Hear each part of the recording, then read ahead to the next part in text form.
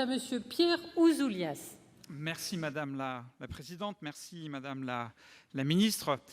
Vous voyez Madame la Ministre que dans notre débat, il y a des élus de la province qui se plaignent de la non-réalisation d'infrastructures et des élus franciliens qui vous reprochent l'inverse, c'est-à-dire de lancer des infrastructures sans savoir exactement qui les porte, pourquoi elles sont faites et quel est le financement.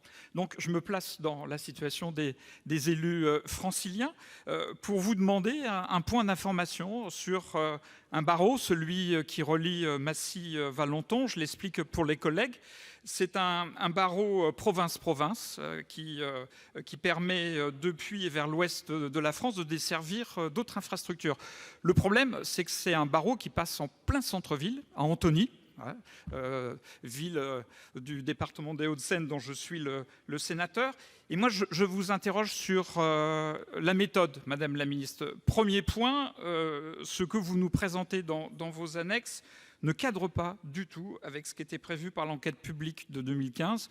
Et on apprend par votre texte que la robustesse et la capacité de la ligne TGV va être augmentée. Aujourd'hui, il y a 40 TGV qui passent en pleine ville. Demain, il y en aura 120, 130, 140. C'est un sujet d'inquiétude pour les habitants.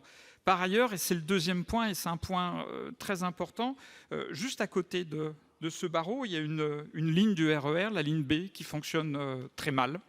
Et les usagers et les riverains ne comprennent pas très bien pourquoi ils auront à supporter des nuisances supplémentaires sur le barreau Massy-Valenton, alors que la ligne B dont ils ont besoin au quotidien, tous les jours, elle est délaissée et se trouve dans une situation de défaillance absolue. Donc là, l'enjeu, Madame la Ministre, c'est que vous nous répondiez sur les choix stratégiques que vous faites entre les mobilités du quotidien qui sont fondamentales pour la population francilienne, et puis vos axes stratégiques qui ne correspondent même pas à des engagements pris par le gouvernement, notamment dans l'étude d'impact que je citais, celle de 2015.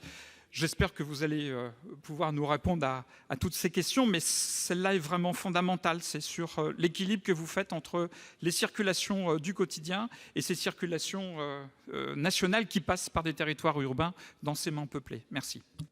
Merci, Monsieur Ouzoulias. La parole est à Monsieur Roland Courteau. Merci, Madame la Présidente. Oui, je veux